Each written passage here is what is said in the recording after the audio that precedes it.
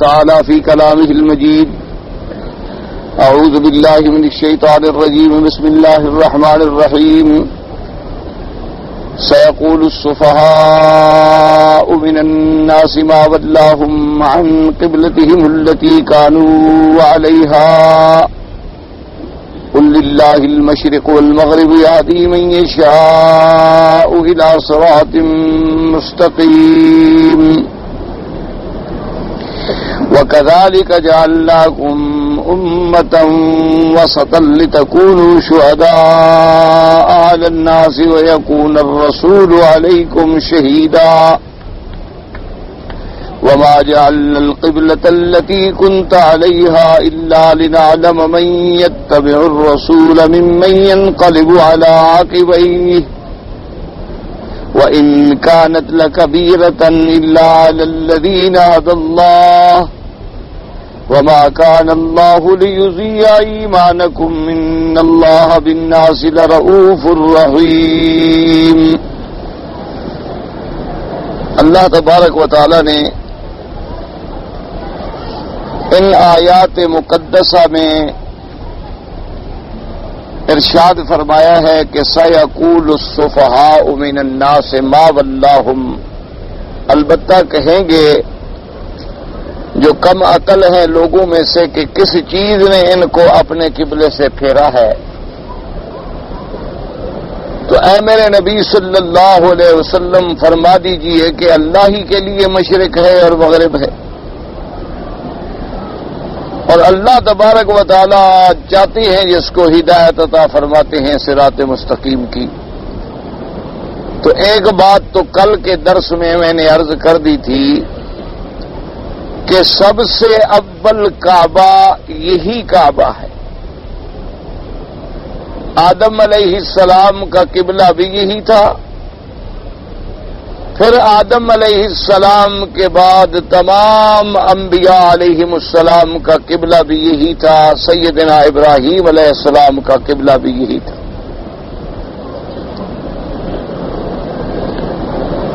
اور اسی وجہ سے جیسے کہ آپ نے سیدنا ابراہیم علیہ السلام کے واقعے میں پڑھا ہے کہ جب اپنے بچوں کو چھوڑا تو انہوں نے یہی کہا تھا انی اسکنت من ذریتی بواد غیر ذی زرع عند بیتک المحرم، کہ تیرے حرمت والے گھر کے پاس میں اپنے بچوں کو چھوڑ کے جا رہا ہوں. ربنا لیقیموا الصلاۃ، کہ اے پروردگار عالم تاکہ وہ نماز کو قائم کریں. فجعل افئدۃ من الناس تہوی الیہم، اور لوگوں کے دلوں کو بھی پھیر دے. تو ابراہیم علیہ السلام کا قبلہ بھی یہی قبلہ تھا.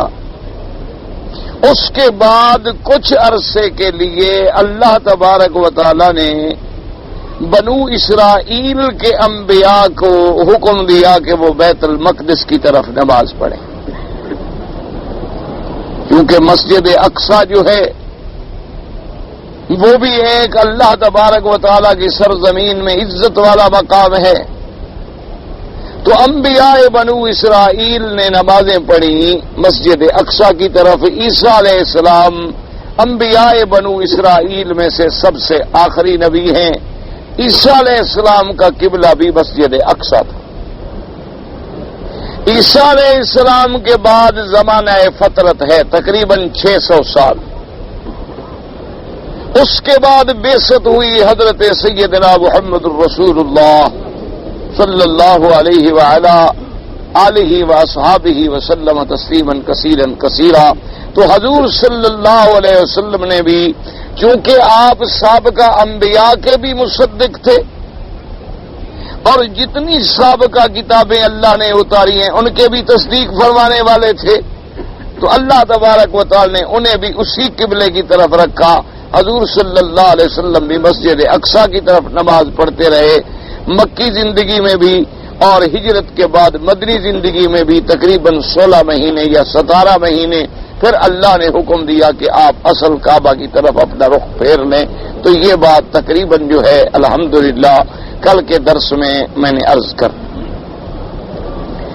اور ساتھ یہ بھی میں نے عرض کر دیا تھا کہ چونکہ افضل الرسل جو ہے وہ حضور صلی اللہ علیہ وسلم، اور جب آپ افضل الرسل ہیں تو شان خدا بندی کا حکمتوں کا تقاضا یہ تھا کہ آپ کو کعبہ بھی افضل ملے، تو اس لیے اللہ تبارک و تعالی نے انہیں اس کعبے کی طرف پھیرا۔ اب تھا شبہات اور کفار مشرکین یہود و نصارہ کے بے جا اعتراضات، کیونکہ جو مخالف ہوتا ہے وہ تو ہر حال میں اعتراض کرنا جانتا ہے، اس نے یہ نہیں دیکھنا ہوتا ہے کہ حقیقت کیا ہے، بس اعتراض کرنا ہے۔ تو انہوں نے اعتراض کیے تو اس کا اللہ نے ایک حاکمانہ جواب دیا کہ تم کون ہو یہ کہنے والے کہ مسلمان ادھر رخ کریں یا ادھر کریں، میری مشرق میری مغرب، میں جدھر چاہوں۔ مملوک کا کام یہ تو نہیں ہے کہ مالک سے پوچھے کہ جی آپ نے مجھے یہ حکم کیوں دیا ہے، مملوک کا کام، غلام کا کام ہے کہ فرما برداری کرے، مالک نے حکم دیا بس اطاعت۔ اور پھر ظالمو تم یہ اعتراض تو تب کرتے کہ جب مشرق مغرب شمال جنوب میں سے کوئی ایک جہت تم نے بنائی ہوتی،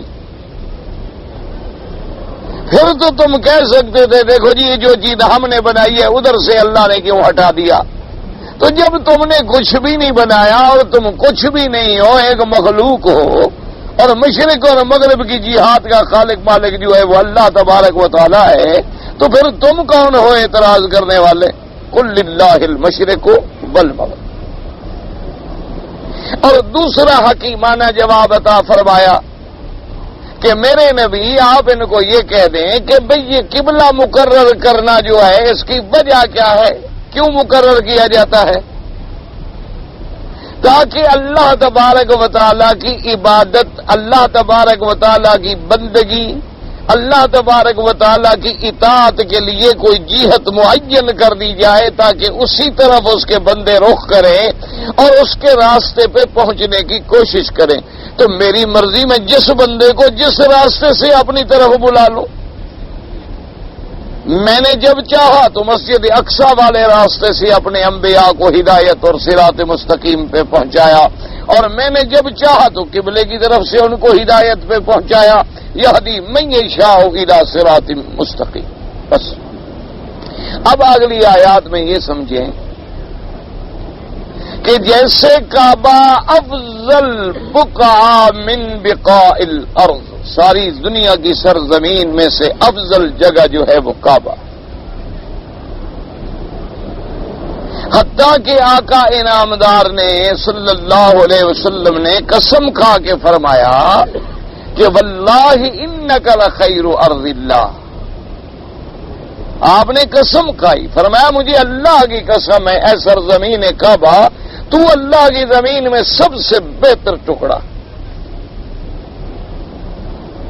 تو کعبہ بھی افضل، اور ساری کائنات کا، ساری سرزمین کا مرکز جو ہے وہ یہ کعبہ ہے۔ اور اللہ کی شان ہے کہ اللہ تبارک و تعالی نے اس کو حرم آمن بنایا، اللہ تبارک و تعالی نے اس کو نسبت فرما دی کہ یہ میرا گھر ہے، یہ نسبت ہے، ورنہ یہ نہیں کہ اللہ اس گھر میں ہے۔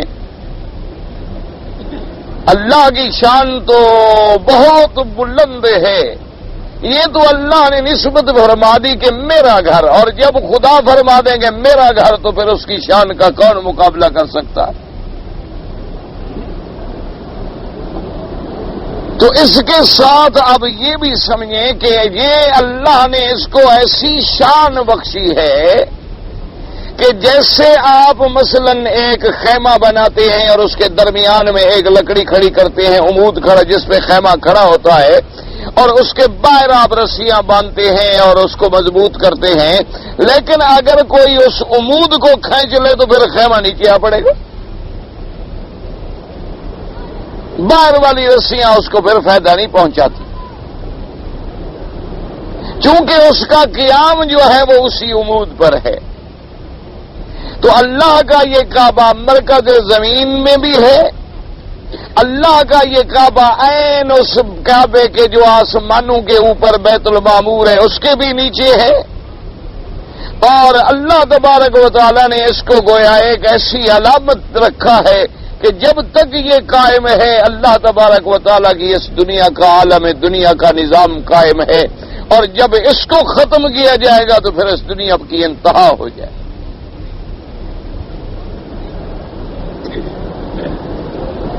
اور یہ خدا کی شان ہے۔ باقی ہوتا ہے تعمیر، یاد رکھو تعمیر تو تقریباً اللہ کے کعبے کی 11 دفعہ ہو چکی،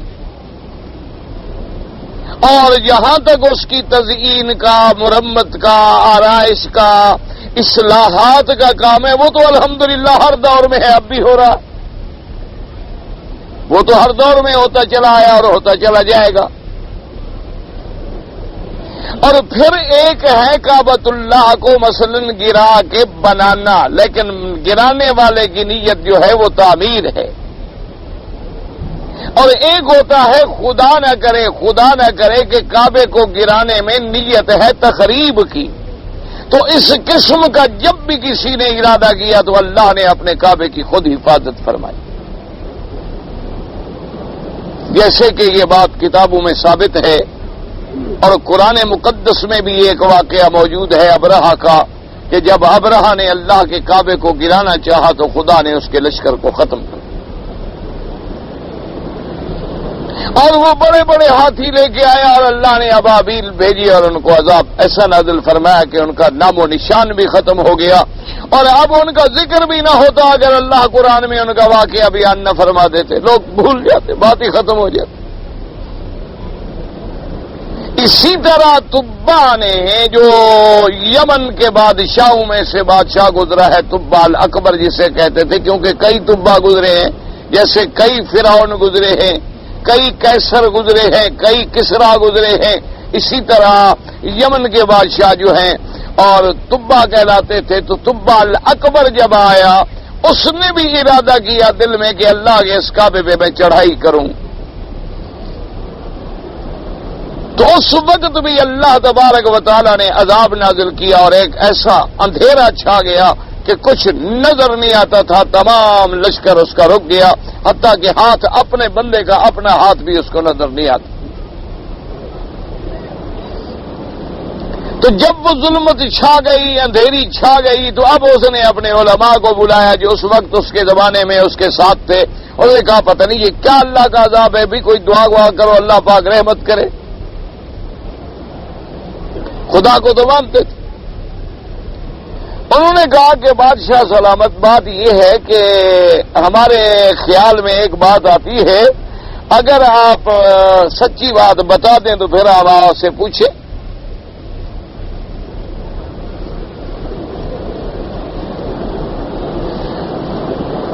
اور پہلے دور میں ماشاءاللہ اب بھی اللہ والے تو موجود ہیں، ہر دور میں موجود ہوتے ہیں، زیادہ ہوں یا تھوڑے ہوں، آخر یہ گاڑی چل جو رہی ہے تو اللہ والے تو ہوتے، سارے کوئی ہمارے بھائی بن جائے تو پھر تو یہ معاملہ ہی ختم ہو جائے، ورنہ پہلے دور میں یہ بڑی بات تھی کہ علماء حق بات کہہ دیتے تھے، جیسے کہ ایک بڑا تاریخ میں مشہور واقعہ ہے حکم ابن ہشام کا جو بادشاہ گزرا، اس نے ایک جگہ اپنا محل بنوایا، ایک باغ لگوایا، تو ایک چھوٹی سی جگہ تھی کسی بڑھیا کی، بادشاہ نے کہا یہ بیچ دو، اس نے کہا میں نہیں بیچتی، اس نے کہا بھی میرے باغ میں اور میرے محل میں اور میرے اس نقشے میں بڑا فرق پڑتا ہے، چھوٹی سی تمہاری کٹیا ہے، تھوڑی سی تمہاری جگہ ہے، اس کے بدلے میں ہم سے جگہ لے لو، پیسہ لے لو، کچھ لے لو، یہ اس کو چھوڑ دو، فروخت کر دو، لیکن وہ بڑھیا بس نہیں مانی، خیر نہیں مانی، انہوں نے بنا دیا تو بڑھیا نے قاضی کی عدالت میں دعویٰ دائر کر دیا بادشاہ کے خلاف کہ جی میری زمین ہے اور انہوں نے وہاں باغ بنا دیا ہے اور میری اجازت کے بغیر۔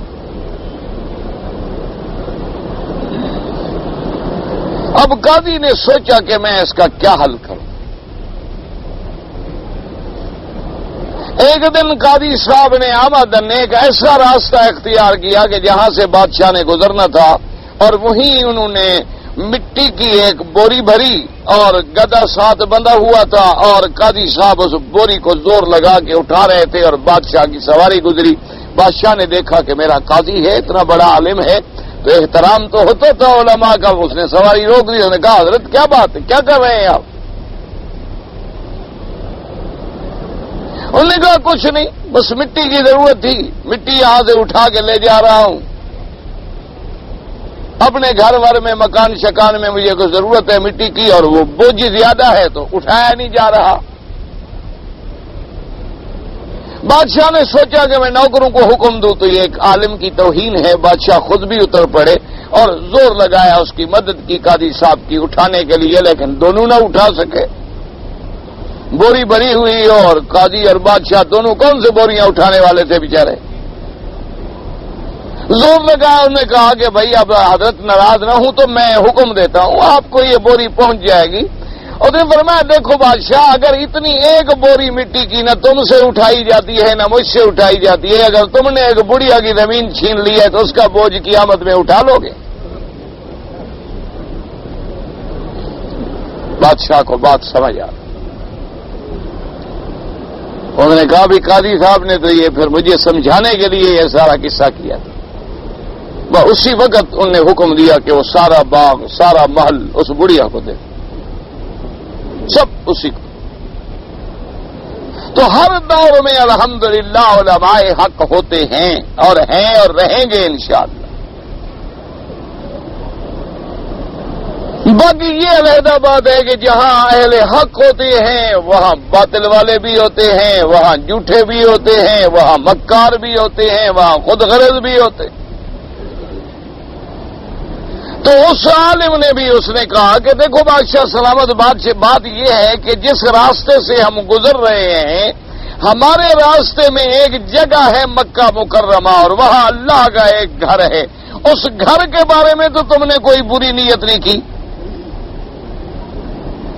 انہوں نے کہا بالکل، میں نے ارادہ کیا ہے کہ میں کعبے پہ چڑھائی کروں گا، مکے والوں کو گرفتار کروں گا اور اس گھر کو توڑ ڈالوں گا۔ انہوں نے کہا پھر یہ وہی سزا ہے جو اللہ نے ہمیں دی، فوراً توبہ کرو۔ اور توبہ کرنے کے بعد یہ بھی ارادہ کر لو کہ مکے میں جاؤ گے، مکے والوں کا احترام کرو گے، اللہ کے کعبے کا احترام کرو گے تو اللہ اس مصیبت کو ٹال دیں گے، ورنہ کوئی نہیں ٹال سکتا۔ بادشاہ نے توبہ کی، اندھیرا چھٹ گیا تو بادشاہ مکے میں آئے، اہل مکہ کی تکریم کی، ان کی مہمان نوازی کی، اور سب سے پہلے غلاف کعبہ جو ہے اسی نے چڑھایا۔ تو اللہ تبارک و تعالی اپنے گھر کی حفاظت جو ہے وہ اپنی قدرت سے خود فرماتے ہیں۔ اسی طرح ایک وقت آئے گا آخر زمانے میں، قیامت کے قریب میں،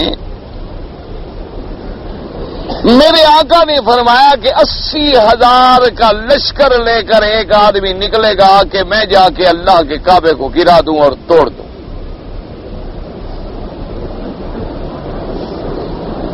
آخر زمانے میں، یعنی یہ بھی اشراط الساعہ میں ہے، علامات قیامت میں سے ایک علامت ہے۔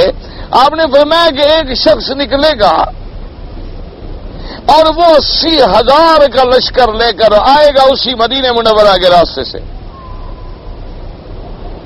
اور اللہ کے کعبے کو اس کا ارادہ یہ ہوگا کہ انہم یخربون البیت، کہ اللہ کے کعبے کو خراب کریں، تخریب کریں اور توڑ ڈالیں۔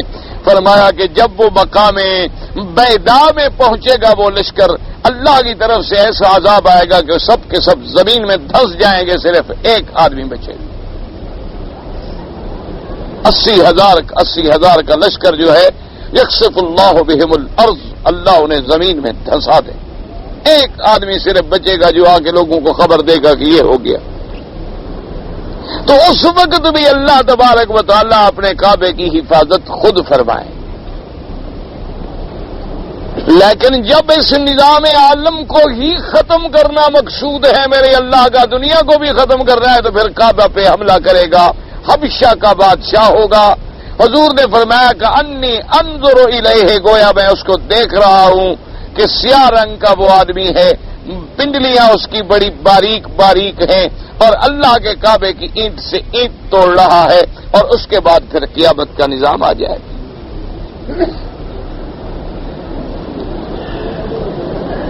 تو اس لیے اب سمجھ لیں کہ گویا یہ کعبۃ اللہ ایسی ہے جیسے پوری زمین اس عمود پہ کھڑی ہو نا جی، اور یہ میرے اللہ کی شان ہے، چاہے تو عمود نیچے سے کھڑا فرما دیں، چاہے تو اوپر سے وزن رکھ دیں اور نیچے کی تنابیں کھنچی رہیں، اور چاہے تو بغیر عمود کے جیسے آسمانوں کو کھڑا فرما دیا۔ اللہ الذی رفع السماوات بغیر عمد۔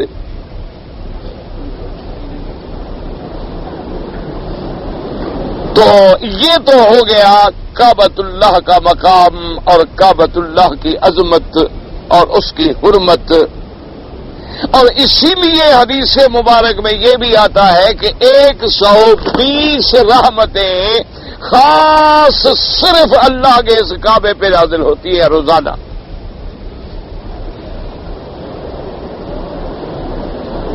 اور فرمایا کہ 60 رحمتیں تو ان لوگوں کو ملتی ہیں جو اللہ کے کعبے کا طواف کر رہے ہوتے ہیں،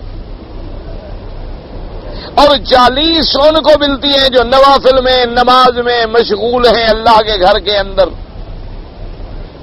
اور 20 رحمتیں تو ان کو ملتی ہیں جو عبادت میں طواف بھی نہیں کر رہے، نفل بھی نہیں پڑھ رہے، صرف کعبہ شریف کو دیکھ رہے۔ یعنی اللہ تبارک و تعالیٰ کے اس گھر کی طرف نظر کرنا جو ہے وہ بھی نزول رحمت خدا بندی کا سبب۔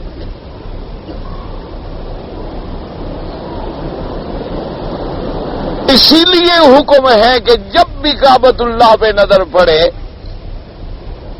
جب بھی آپ باہر سے آ رہے ہیں، حرم میں داخل ہو رہے ہیں، ایک تو وہ دعا ہے مسجد میں پڑھنے کی، بسم اللہ والصلاۃ والسلام علی رسول اللہ، اللہم اغفر لی ذنوبی وافتح لی ابواب رحمتک، وہ تو ہر مسجد کے لیے دعا ہے، مسجد الحرام کے لیے بھی وہی دعا ہے۔ اور ایک صرف خاص کعبۃ اللہ پہ نظر پڑنے کے لیے ہے کہ جب نظر پڑے تو اللہم زد بیتک ھذا تشریفا و تکریما و تعظیما و محابتا و برا و تقوی۔ اور اسی طرح بعض صحابہ رضوان اللہ علیہم اجمعین سے بھی یہ منقول ہے کہ جب نظر پڑتی تو وہ کہتی اللہ اکبر اللہ اکبر اللہ اکبر، کیونکہ مولا تو سب سے بڑا ہے، تو ہی بڑا ہے، تو اس سے کون بڑا ہو سکتا ہے کہ ایک گھر کو جو کہہ دیا میرا گھر ہے، وہ ساری کائنات اسی طرف جھکی ہوئی۔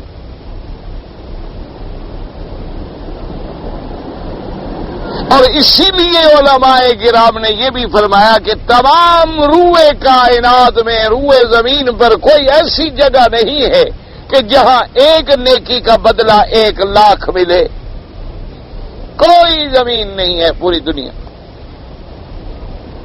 حتیٰ کہ حضور پاک صلی اللہ علیہ وسلم نے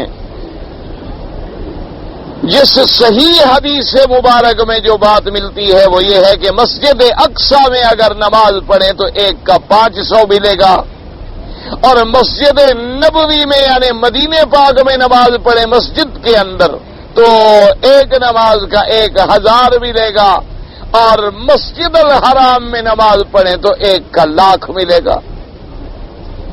گو بعد روایتوں میں یہ بھی آیا ہے کہ مسجد نبوی میں ایک نماز کا 50,000 ملتا ہے، لیکن وہ حدیث مبارک صحیح نہیں، صحیح حدیث مبارک جو ہے وہ 1,000۔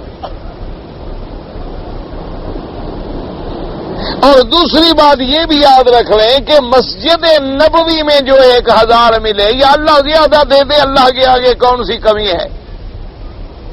اصل تو اخلاص کی بات ہے، اگر آدمی خلوص سے نماز پڑھے تو ایک میں ہی اللہ بخش دے۔ تو مدینہ منورہ کے اندر یہ ثواب جو ہے صرف مسجد نبوی کے اندر ہے، پورے مدینے میں نہیں۔ یعنی مدینہ منورہ کی اور کسی مسجد میں نماز پڑھے تو 1 کا 1 ملے گا، صرف مسجد نبوی میں۔ ہاں وہ مسجد اب جتنی بڑھتی چلی جائے کوئی بات نہیں، یا صفیں ملتی چلی جائیں چاہے میلوں تک چلی جائے، وہ وہی نماز شمار ہوگی، اس میں 1,000 ملے گا۔ لیکن اگر آپ نے محلے کی کسی مسجد میں پڑھا یا اور کسی مسجد میں پڑھا تو پھر وہ اسی عام نمازوں کے تناسب سے ثواب ملے گا۔ لیکن یہ شان مسجد الحرام کی ہے کہ یہاں 1,00,000 صرف اس مسجد میں نہیں ملتا بلکہ سارے حد حرم میں جہاں تک حرم ہے اس سارے میں جہاں پڑھے وہاں 1,00,000 ملتا. کیونکہ اللہ تبارک و تعالی نے جو قرآن پاک میں ارشاد فرمایا ہے وہاں لفظ مسجد الحرام، اور مسجد الحرام کا اطلاق جیسے اس مسجد پہ ہے اسی طرح سارے حرم پر بھی ہے. تو یہ شرف جو ملا ہے وہ بھی اس سرزمین کو ملا ہے کہ یہاں ایک نیکی جو ہے وہ 1,00,000 حسنات کے برابر. اور یہ بات یاد رکھیں کہ حدیث میں تو صرف نماز کے بارے میں آیا ہے کہ ایک نماز کا 1,00,000 درجہ ہے، لیکن علماء اسی پر قیاس کرتے ہیں کہ نماز چونکہ اہم العبادات ہے اس لیے اللہ نے اس کا ذکر کر دیا، تو باقی بھی جتنی عبادتیں ہیں ان کا بھی خود بخود 1,00,000 ملے گا، کیونکہ نماز جو ہے وہ سب سے اہم عبادت ہے. نماز جو ہے وہ اللہ کے ساتھ بندے کو جوڑنے کا صلہ ہے. نماز جو ہے وہ کفر اور ایمان کے درمیان ایک یعنی علامت ہے اور فاصل ہے، اور اس لیے انہوں نے کہا کہ ایک چیز کا ذکر آ جاتا ہے باقی ساری عبادتیں اسی کے ضمن میں آ جاتی ہیں. روزہ بھی آ گیا، حج بھی آ گیا، صدقات و خیرات بھی آ گئے، ساری چیزیں آ گئی. تو یہ شرف بھی صرف کعبۃ اللہ. اور اسی لیے ساتھ یہ بھی ڈرے، بعض علماء نے فرمایا کہ اللہ نے جو فرمایا وَمَن يُرِدْ فِيهِ بِإِلْحَادٍ بِظُلْمٍ نُذِقْهُ مِنْ عَذَابٍ أَلِيمٍ.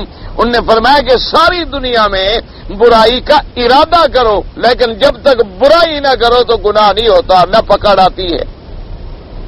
بلکہ قاعدہ یہ ہے کہ ایک آدمی نے برائی کا ارادہ کیا نعوذ باللہ کہ آج میں یہ کام برا کروں گا، پھر ڈر گیا اللہ سے چھوڑ دیا تو نیکی لکھی جاتی ہے.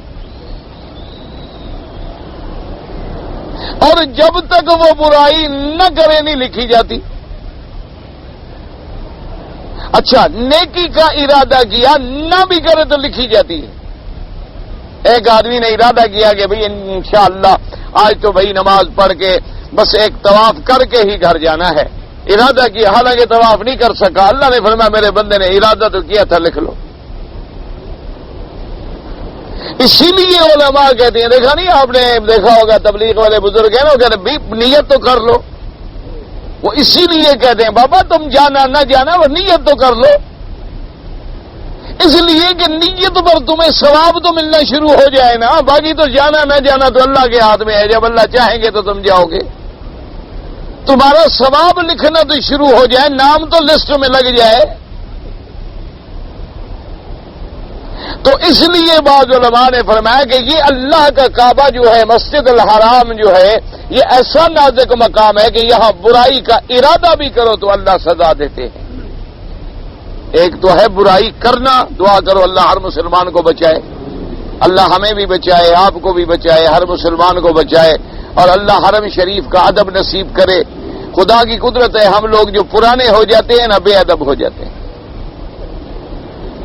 آدمی جتنی زیادہ رہتا ہے نا جی تو بے تکلفی بڑھ جاتی ہے نا. زیادہ رہنے میں پھر وہ حجاب، وہ عظمت، وہ روب، وہ دبدبا، وہ عزت، وہ شرف جو ہے وہ قائم نہیں رہ سکتا الا ان لوگوں کے دل میں جن کے دلوں کے اندر تقوی ہے اور جن کے دلوں کے اندر اللہ کا خوف ہے. وہ تو خیر ساری زندگی بھی گزاریں تو ان کے دل میں رہتا ہے، لیکن ہم لوگوں کا حال جو ہے بہرحال ہر آدمی اپنے اپنے دل پہ تصور کرے کہ جب لوگ آپ پہلی دفعہ آئے تھے کعبے میں تو آپ کا کیا شوق تھا، کس طرف سے آپ طواف کرتے تھے اور کتنی ادب سے آپ بات کرتے تھے اور کتنی احترام سے بات کرتے تھے.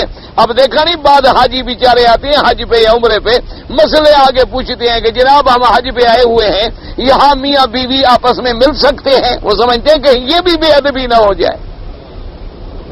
حالانکہ میاں بیوی ہے، اس کے لیے بیوی حلال ہے، بیچارے کے لیے اس کی بیوی ہے، زوجہ ہے، حلال ہے، لیکن اس کے دل میں جو کعبے کا عظمت اور ادب ہے، وہ ڈر ہے، وہ اس کو پوچھنے پہ مجبور کرتا ہے کہ جی پتہ نہیں کہیں یہ بے ادبی کی بات نہ ہو، اللہ کے حرم میں ہم رہ رہے ہیں.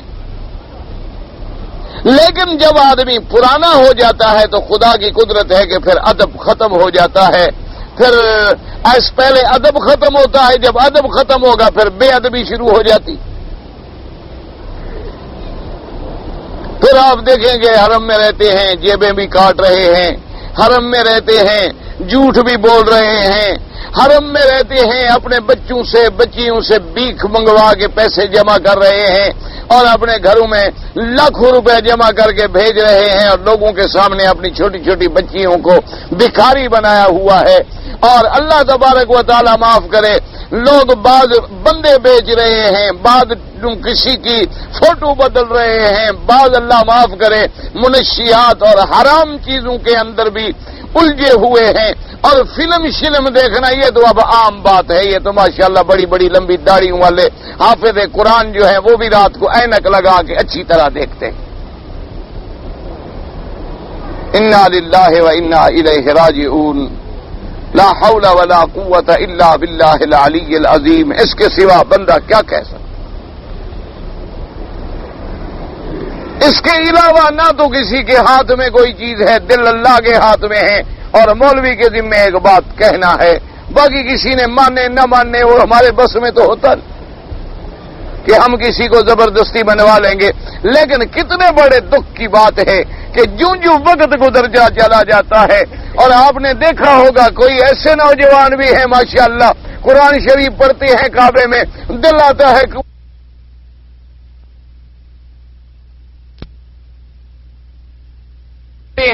الٹا ناراض ہوتے ہیں کہ جناب کوئی دلیل ہے، کوئی حکم ہے، کوئی آپ کے پاس آیت ہے، آپ پڑھیں، ہمیں بتائیں کہاں لکھا ہوا ہے، ہم ایسا نہ کریں.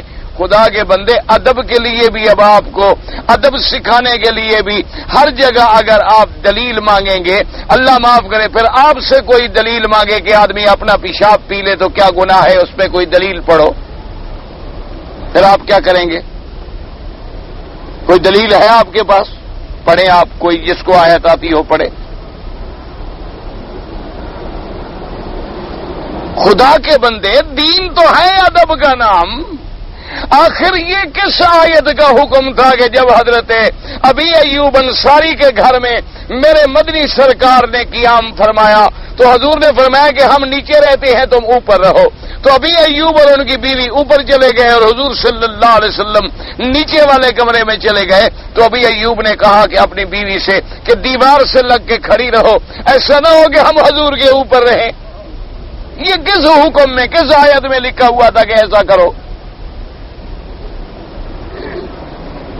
حضرت ابی ایوب کو انہوں نے جو ساری رات ذرا دیوار سے لگ کے گزار دی، حضور کو صبح پتہ چلا، آپ نے فرمایا اچھا بھائی تم نیچے آ جاؤ، چلو ہم اوپر چلے جائیں گے، اچھے میں میزبان ہو، تمہیں تکلیف ہو رہی ہے. تو یہ کس حکم سے ابی ایوب نے کیا تھا؟ یہ کس حکم سے کیا گیا تھا؟ حالانکہ اللہ کا حکم ہے کہ اپنے آپ کو ہلاکت میں نہ ڈالو، یعنی آگ جل رہی ہے چھلانگ لگا دو، یہ جائز نہیں. کانٹے پڑے ہوئے ہیں کانٹوں پہ چلو، یہ جائز نہیں. تمہیں پتہ ہے کہ یہاں بیماری پھیلی ہوئی ہے کہ تو نہیں جی نہیں چلو نہ، حکم ہے مت جاؤ، اپنے آپ کو ہلاکت میں مت ڈالو. لیکن صحابی تیر حضور کے سامنے روک رہا ہے، اب جب اس کی ڈھال ٹوٹ جاتی ہے وہ ہاتھ دے دیتا ہے، ہال ٹوٹ جاتی ہے وہ اور ہاتھ دے دے، اپنے آپ کو ڈال رہا ہے. یہ کس حکم کے تابع تھا؟ یہ مقام ادب تھا. یاد رکھو، ادب سکھانا نہیں پڑتا، ادب تو خود اندر سے پیدا ہوتا ہے.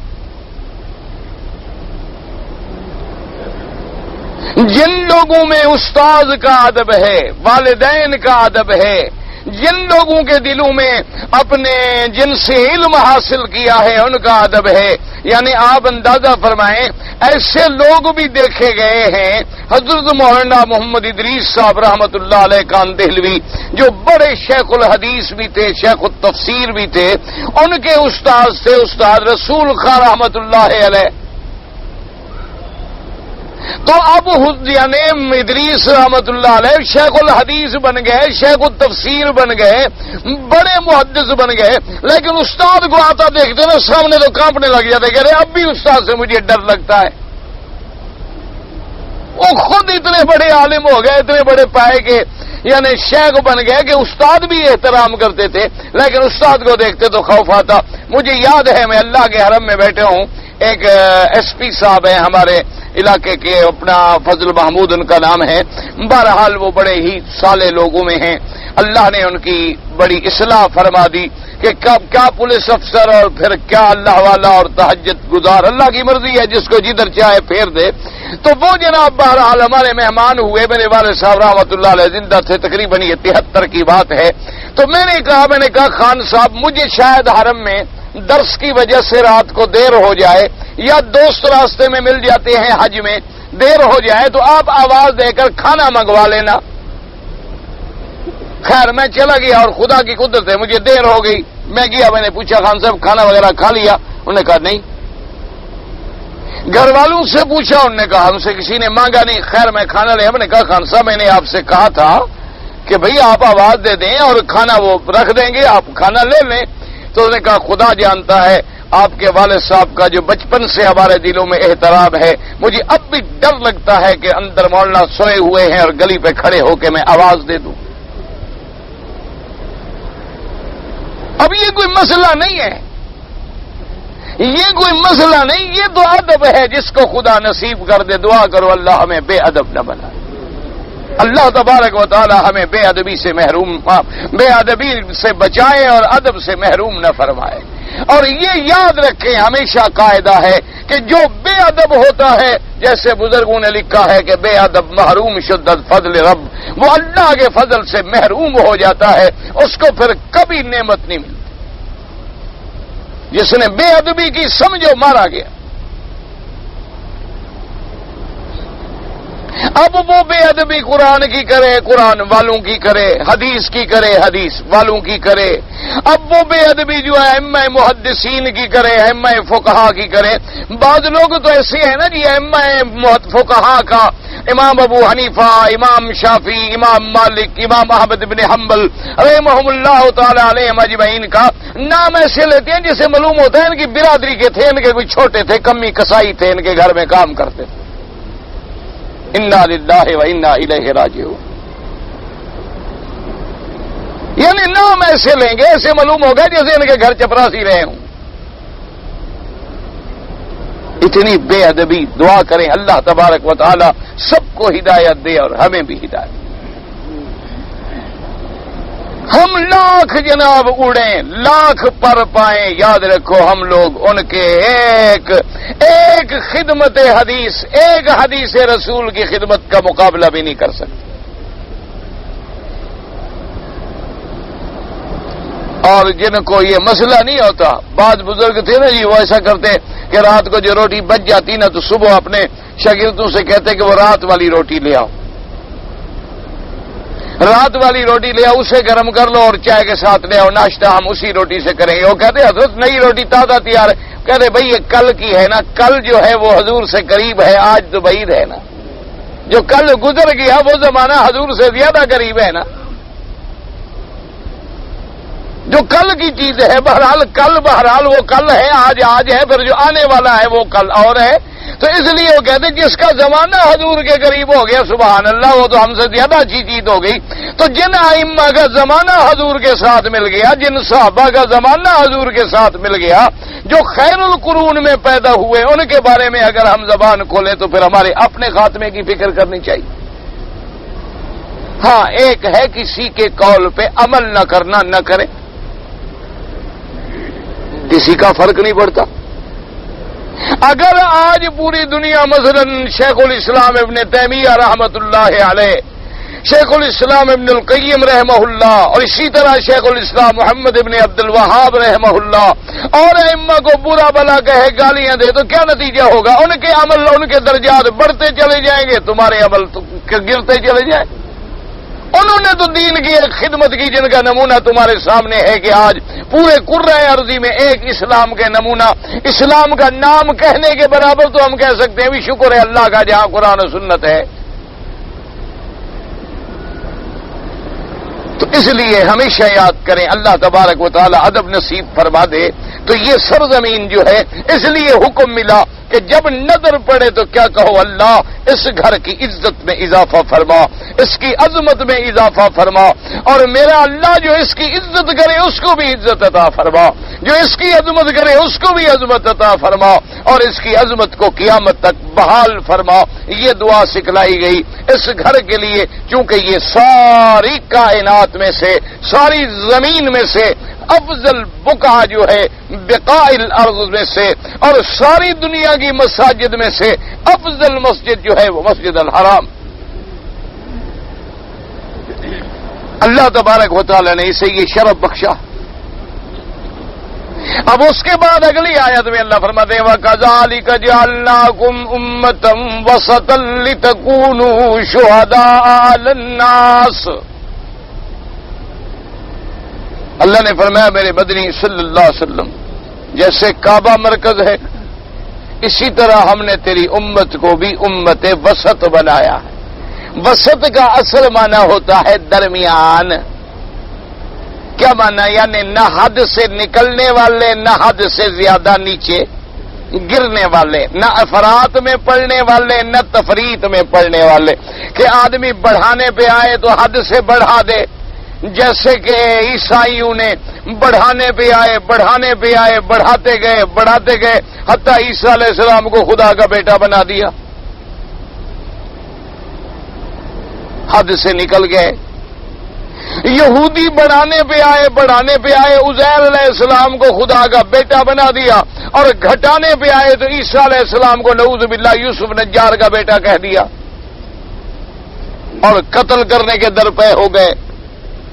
یہ ہے افراط تفریط، یعنی حد سے بڑھ جانا یا حد سے نیچے گر جانا، اور یہ دونوں چیزیں جو ہیں برباد کرنے کا باعث بن جاتی ہیں۔ اسی لیے حضرت علی رضی اللہ تعالی عنہ نے، سیدنا علی رضی اللہ تعالی عنہ نے ارشاد فرمایا تھا کہ سیہلک فی فئتان محب مفرط و مبغض مفرط۔ حضرت علی رضی اللہ تعالیٰ عنہ نے فرمایا کہ میرے بارے میں دو جماعتیں جو ہیں وہ برباد ہو جائیں، ایک میری محبت میں بڑھ جانے والے وہ بھی برباد ہوں گے، اور ایک میری عداوت میں بڑھ جانے والے وہ بھی برباد ہوں، اور کامیاب کون ہوں گے؟ جو اعتدال پہ رہے۔ اب دیکھیں نا جی کہ روافض بڑھے کہ حضرت علی کو بڑھاتے گئے حتیٰ کہ مولا علی اور خود خدا بنا دیا، اور بعد نے کہا کہ اللہ تبارک و تعالی حضرت علی میں اتر آیا ہے، بعد نے کہا بادلوں میں بھی حضرت علی ہے، اور بعد نے کہا کہ اللہ تبارک و تعالی نے حضرت علی کو مرتبہ امامت دیا تھا، 1,24,000 نبی جو ہیں وہ حضرت علی کی بیعت کریں گے امامت کی، یعنی وہ نبیوں سے بھی افضل ہیں، کیونکہ وہ تو امام ہیں اور امام نبی سے افضل ہوتا ہے۔ بڑھاتے گئے حضرت علی کی شان کو بڑھاتے گئے، اور ان میں پھر کئی قسمیں بنتی گئیں، کوئی 6 امامی کہلائے، کوئی 12 امامی کہلائے، کوئی نصیری کہلائے، کوئی آغا خانی کہلائے، کوئی اسماعیلی کہلائے، کوئی بہائی کہلائے، یہ سب ہیں ان کی قسمیں، صرف ان کے اندر پھر اندر تقسیم ہے۔ باطن لوگوں کے مزے ہوتے ہیں نا جی۔ ایک عورت نے بھی ایک زمانے میں نبوت کا دعویٰ کیا تھا، پھر اس نے ایک اور نبی سے شادی کر دی، تو شادی جب کی اس نبیہ نے نبوت کا دعویٰ کیا کہ میں بھی نبی ہوں، تو پھر بعد میں دوسرے نبی کے ساتھ اتفاق ہو گیا تو شادی وادی ہو گئی۔ جب شادی ہوئی تو حق المہر پتہ ہے کیا طے ہوا؟ تو حق المہر میں اس نبی نے کہا تمہیں 5 نمازیں معاف ہیں۔ ہاں، یہ حق المہر تھا۔ نبی نے اپنی بیوی کو جو حق المہر دی 5 نمازیں بخش دی، انہوں نے کہا چونکہ اس کو پاک رہنے کی ضرورت ہی نہ رہے نا، بھئی جب نمازیں نہیں پڑھنی ہوں گی تو کیا ضرورت ہے پھر غسل کرنے کی؟ آدمی غسل تو اسی لیے کرتا ہے نا، بھی میں ناپاک نہ رہوں، ابھی نماز کا وقت آ جائے گا، میں وضو کر لوں ابھی نماز کا وقت آ جائے گا۔ تو جب 5 نمازیں اس نے معاف کر دی، جیسے پلید نبی تھا ویسے پلید بیوی گھر میں آ گئی، تھا تو جھوٹا نا کذاب نبی، سچے نبی تو میرے مدنی پہ ختم، حضور تو آخری نبی۔ اس کے بعد تو حضور نے فرمایا سلاسون دجالون کذابون، 30 دجال جھوٹے پیدا ہوں گے اور سب دعویٰ کریں گے کہ ہم نبی ہیں، لیکن فرمایا لا نبی بعدی، میرے بعد کوئی نبی نہیں آئے گا۔ اللہ نے نبوت کا دروازہ ہی بند کر دیا، اس عمارت کو ہی مکمل کر دیا۔ تو باطل فرقوں کے پھر بڑے بڑے عجیب عجیب حکایات ہوتے ہیں اور بڑے بڑے عجیب مزے ہوتے ہیں۔ اب جیسے وہ حضرت علی کی محبت میں اتنے بڑے، اپنی کتابوں میں لکھا ہے کہ مکہ شریف میں جاؤ، کعبہ شریف میں جاؤ، عرفات میں جاؤ تو تمہیں 1 حج ملے گا، اور زواری پہ تم آؤ تو تمہیں 70 حج کا ثواب ملے گا۔ بھئی جب وہاں 70 کا ملے تو 1 کے لیے کون آئے؟ دیکھو نا جی، ایک آدمی عبادت کرے اس کو 70 حج اکٹھا مل جائے، اور ایک آدمی اتنی محنت کرے اس کو 1 حج ملے۔ محبت ہے، بڑھاتے گئے، جو مرضی آئی بڑھاتے گئے، اللہ تبارک و تعالی رحمت فرمائے۔ اور پھر انہوں نے نعوذ باللہ ثم نعوذ باللہ ثم نعوذ باللہ ایسی آپ نے دیکھا ہوگا، ان کو یہاں بھی کبھی کبھی نظر آ جاتے ہیں کہ ان کا اپنا منشا ہے کہ 5 نمازیں عشاء کے ساتھ اکٹھی پڑھ لیں یا چاہے فجر کے ساتھ پڑھ لیں۔ سارا دن بازار میں پھرتے رہیں گے، شام کو آگے 5 نمازوں کی اکٹھی ٹکریں مار لیں گے، السلام علیکم۔ حضور نے 2 جمع فرمائی تھی، یہ 5 اکٹھی کر لیتے، اور وہ بھی جو کوئی پڑھتا ہے، ورنہ تو پڑھنے والا بھی کون ہوتا ہے، اللہ تبارک و تعالی رحمت کرے۔ اچھا، اور لطف کی بات دیکھو، فرض نماز ہو رہی ہو اکیلے پڑھیں گے، اور طواف کر کے 2 نفل جو پڑھنے ہیں اس کو جماعت کے ساتھ ادا کریں گے۔ کیوں؟ اپنی طرف سے جو بنانا ہے بھائی، جو مرضی آئے بنا لو، اس لیے فرمایا افراد۔ اچھا، تفریط میں کون پڑے؟ خوارج اور نواصب، کہ جنہوں نے کہا حضرت علی نعوذ باللہ مسلمان ہی نہیں۔ ان کی لڑکیاں، جب کوئی خوبصورت لڑکی ہوتی ہے ان کی قوم میں اور لوگ اس کا رشتہ مانگتے کہ بھی میں شادی کرنا چاہتا ہوں، وہ کہتی 1 شرط ہے، حضرت علی کا سر کاٹ کے لے آؤ تو میں شادی کروں۔ وہ دشمنی میں اتنے آگے بڑھ گئے، انہوں نے کہا جناب کون کہتے ہیں حضرت علی؟ انہوں نے تو حضور کی مخالفت کی، بی بی فاطمہ الزہرا پہ ظلم کیا، حضور صلی اللہ علیہ وسلم کی بیٹی کے بعد شادیاں کر لیں، حضور صلی اللہ علیہ وسلم کی بات کا انکار کر دیا، اور پھر سب سے بڑی بات یہ ہے کہ ابو بکر عمر عثمان کو مان لیا، ان کے پیچھے نمازیں پڑھتے رہے۔ یہ آدمی کیسے مسلمان ہے؟ اللہ معاف کرے، اللہ معاف کرے، اللہ معاف کرے، دعا کرو اللہ بے ادبی سے بچائے۔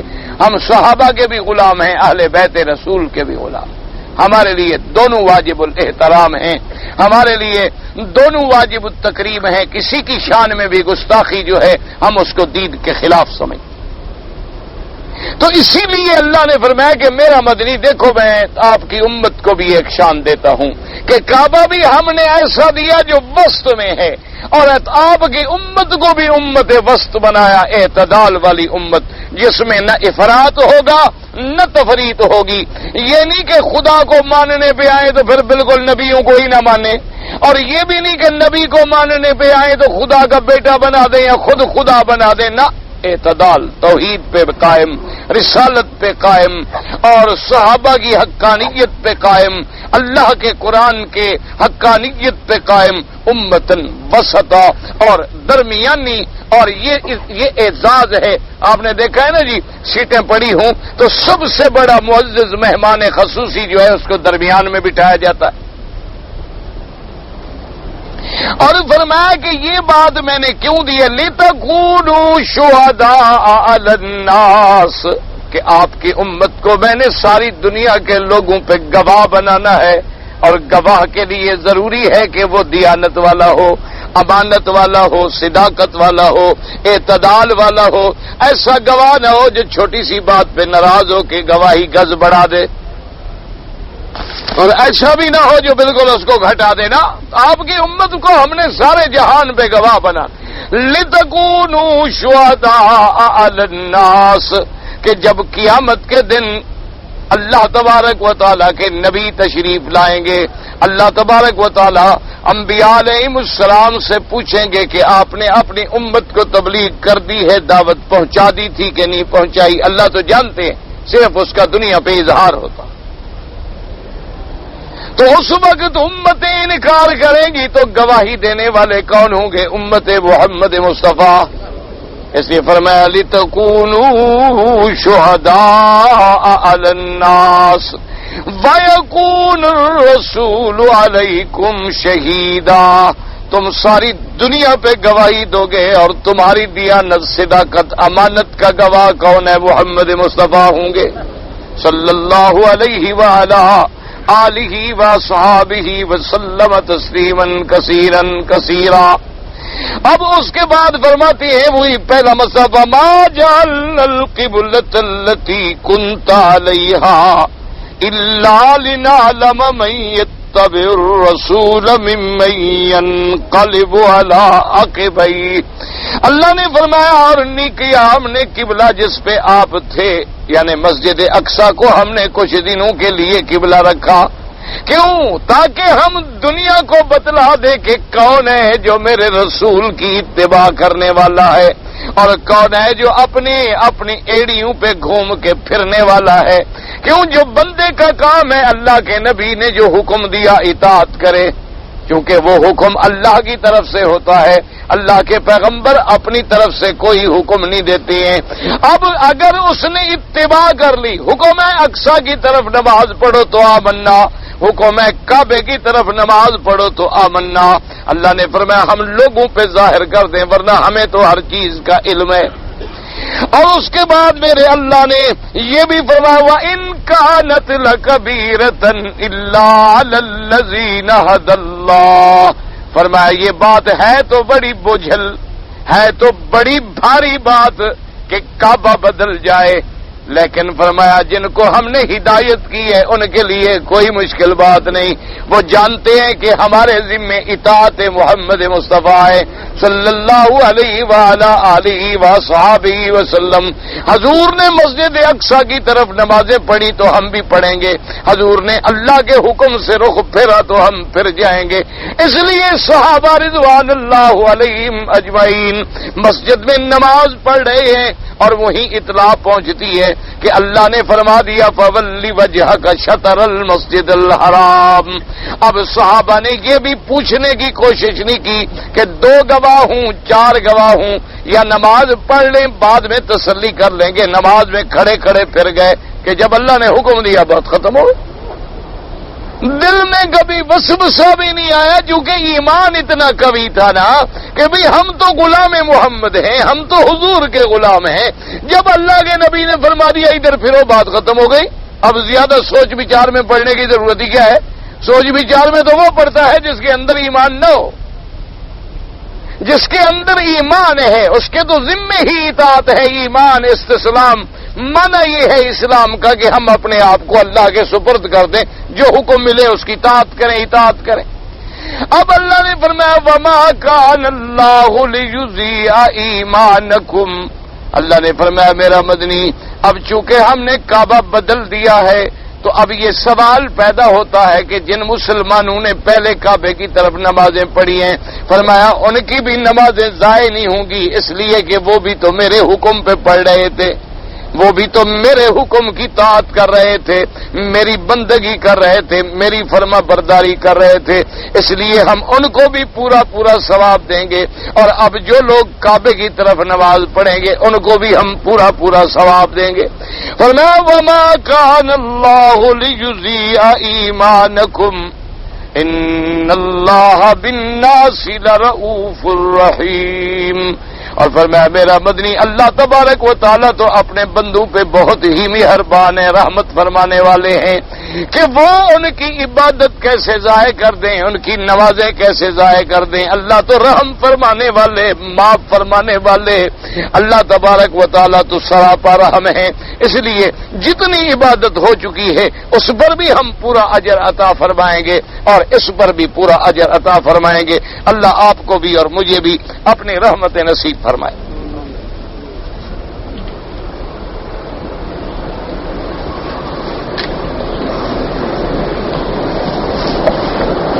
کہتا ہے جی ہم نے بہرحال مدینہ شریف گئے، ہمیں یاد نہیں، اگر عمرہ نہیں کیا تو ایک عمرہ بھی قضا کریں اور دم بھی ادا کریں چونکہ آپ کو عمرے کی نیت تھی۔ فرشتوں کے اندر جو ہے موت کی ذمہ داری جو ہے وہ ملک الموت پہ ہے، جسے اسرافیل کہتے ہیں، اسرائیل جسے عام طور پہ اسرائیل کہا جاتا ہے۔ لیکن آخر کے اندر جب 4 فرشتے بچیں گے تو اللہ جبریل کو حکم دے گے کہ سب کا روح قبض کر، تو جبریل علیہ السلام باقی کا روح قبض کریں گے، آخر میں صرف جبریل بچیں گے۔ اللہ فرمائیں گے کہ اور کون بچ گیا؟ کہیں گے اللہ تیرا بندہ باقی جبریل ہے، اللہ حکم دے گے مر جاؤ، جبریل بھی مر جائیں گے، تو اس لیے آخر میں پھر یہ کام جبریل کریں۔ بھائی یہ 20 دفعہ تو کہا ہے کہ اونٹ کوئی جنات سے نہیں ہوتا، تو ایک ہی سوال 100 دفعہ کرتے چلے جاؤ۔ ایک مولوی صاحب نے بتایا کہ خانہ کعبہ میں عید والے دن تمام زندگی کوئی نمازوں کی قضا ہو جاتی، یہ کوئی مسئلہ نہیں ہے۔ لین دین میں کمیشن جو ہے جائز ہے یا ناجائز ہے؟ کمیشن مختلف قسم کے ہوتے ہیں۔ ایک یہ ہے کہ مثلا آپ مجھے یہ چیز بیچ دیں، آپ نے بتا دیا کہ جی میں بیچوں گا لیکن آپ مجھے اتنی خدمت کا صلہ دیں گے، یہ علیحدہ بات۔ اگر بغیر بتائے شتائے آپ کوئی چکر چلا رہے ہیں تو وہ ناجائز ہوتا ہے، ورنہ وکیل جو بنایا جاتا ہے سودا بیچنے کے لیے اس کو تو اجرت دینا جائز۔ ایک شخص کا نام عبد المنان رسول ہے، عبد المنان تو ٹھیک ہے، عبد الرسول ٹھیک نہیں ہے۔ جو بعض لوگ کہتے ہیں فلاں مہینہ اچھا ہے فلاں برا، یہ غلط ہے، یہ کافروں کی رسم ہے، تمام مہینوں کا خالق مالک اللہ ہے۔ انگلی پہ پڑھنا زیادہ ثواب ہے، میں نے یہی عرض کیا تھا کہ افضل یہ ہے کہ انگلی پہ پڑھیں۔ انگوٹھی پہننا، ہاں بالکل انگوٹھی پہننا جو ہے وہ ثابت ہے حضور صلی اللہ علیہ وسلم۔ اب چاہے نگ کو اندر والی طرف رکھیں یا باہر والی طرف رکھیں۔ تہجد کم سے کم چاہے 2 رکعت پڑھ لیں، ورنہ 8 رکعت، حضور صلی اللہ علیہ وسلم اکثر 8 رکعت پڑھتے تھے۔ میں نے طواف کیا اور اس کا ثواب جو ہے میں کسی کو بخشوں، آپ طواف کر لیں پھر دعا کریں اللہ سے، اللہ تبارک و تعالی اجر طواف اپنے لیے کریں۔ کہتا ہے کہ اگر کوئی مرد بیوی جب ملے کو ایسا کوئی انتظام کر لے، مثلا فرنچ لیدر یا وہ کنڈوم یا کیا کہتے ہیں چڑھا لے تاکہ بیوی کو حمل نہ ہو، یعنی وقتی طور پہ عارضی طور پہ، مستقل حمل روکنا منع ہے۔ اگر وقفہ کرتا ہے کچھ دن کے لیے تاکہ پہلا بچہ بڑا ہو جائے یا بیوی کمزور ہے اس کی کمزوری رفع ہو جائے تو یہ عارضی طور پہ ایسا کرنا جائز ہے، لیکن بیوی کی بھی اجازت ضروری ہے۔ حاجیوں کے لیے مسجد نبوی میں 8 رکعتیں 8 دن نمازیں پڑھنا یہ کوئی ضروری نہیں، کوئی مسئلہ نہیں، 1 منٹ بھی حاضری ہو جائے سبحان اللہ۔ ویسے موقع ملے تو 8 سال پڑھتے رہو، وہاں کس کا دل کہتا ہے کہ چھوڑ کے چلا ہے؟ جو آپ کے رشتہ دار فوت ہو گئے ہیں ان کے لیے عمرہ حج سب آپ کر سکتے ہیں۔ جو لوگ بعض بزرگوں کے نام پہ کرتے اس کا طریقہ یہی ہے کہ تم اپنے لیے کرو، ان کے لیے دعا کرو۔ رسول بخشی یا کلو بخشی نام غلط ہیں، بخشنے والا صرف اللہ ہے۔ اکیلے فرد یا سنت پڑھتے وقت تکبیر کہیں، اکیلے کی کوئی ضرورت نہیں ہوتی، لیکن کہے تو افضل ہے، کہے تو زیادہ ثواب ہے۔ حضرت علی کی موت کا پتہ نہیں کیوں، یہ کس نے آپ کو؟ حضرت علی شہید ہوئے، اب آپ نئی بات ہو گئی کہ حضرت علی کی موت کا بھی پتہ نہیں۔ یہی ہے نا وہ ان کا عقیدہ ہے نا، بادلوں میں ہیں زندہ ہیں۔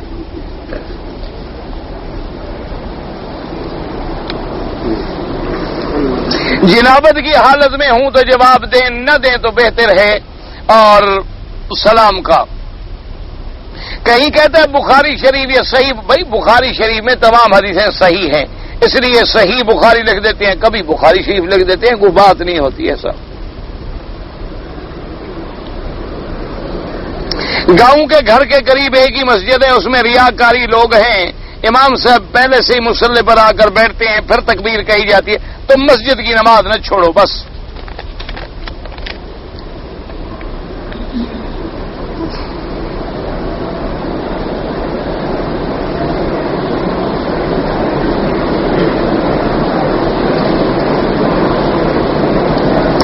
کہتے جی میرے دوست 5 سال سے شادی شدہ ہے، ایک بچے کا باپ ہے، بچے کی عمر تقریباً 3.5 سال ہے، میرے دوست کو آئے ہوئے یہاں 5 سال ہونے کو ہیں.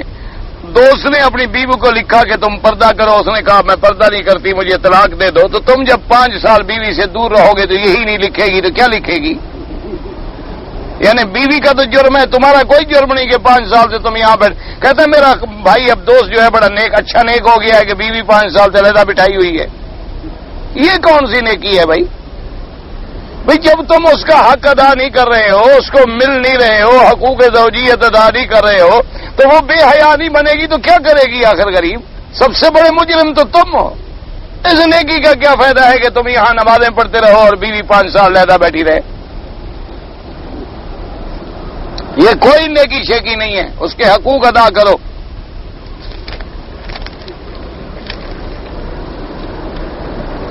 ٹیلی فون پر نکاح ہو سکتا ہے, کوئی ضرورت نہیں. ٹیلی فون پہ آواز بدل جاتی ہے, کوئی اعتبار نہیں. اس لیے آپ وکیل بنا دیں, یعنی خط لکھ کر کے فلاں آدمی میری طرف سے وکیل شرعی ہے, میرا نکاح کر دیں. اور لڑکی والے بھی وکیل بنا دیں, کوئی ضرورت ہی نہیں ٹیلی فون پہ بات کرنے کی. ٹیلی فون پر آوازیں بدل جائیں, پتہ نہیں تمہارے بجائے کسی اور کا نکاح ہو جائے یا کسی اور لڑکی کا نکاح کر دیں. تم جاؤ تو لکھا ہو نکاح نامے میں 15 سال, وہاں جاؤ تو 45 سال کی بڑھیا بیٹھی ہو. ایسا بھی اکثر ہوتا ہے بھائی. تو کیوں ایجاب قبول تو ہوا تھا, ٹیلی فون پہ دیکھا تو تم نے ہے نہیں. اور آج کل مسلمان ماشاءاللہ بڑے تیز ہیں. اگر بچہ بچی چھوٹے تھے, ان کے والدین نے نکاح کر دیا, وہ نکاح ہو گیا. پاکستان سے آیا, احرام نہیں باندھا, رات جدے میں گزاری. اگر جدے کی نیت سے آیا تھا تو کوئی جرمانہ نہیں کہ پہلے جدے جاؤں گا, رات رہوں گا, پھر مکے جاؤں گا, پھر کوئی جرمانہ نہیں. بھتیجا اپنی چچی سے پتہ نہیں کیا لکھ, پردہ ہاں پردہ کرنا چاہیے. پردہ ہر چیز سے سب سے بہتر ہے. صبح کی نماز رہ جاتی ہے, نعوذ باللہ, توبہ کرو, استغفار کرو اور جماعت کے ساتھ حاضر ہوں. آخری دن ہم نے ظہر کی اذان سے پہلے کنکری ماری, کچھ طبیعت بھی خراب تھی, جو ہو گیا اللہ قبول فرمائے.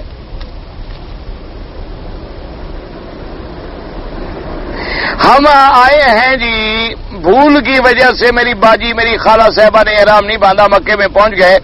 ایک میری بہنیا میں ایسے احرام نہیں باندھا. بھائی بھول سے کیا مانا, عمرے پہ رہتے احرام بھول گئے تو باقی یاد کیا رہا.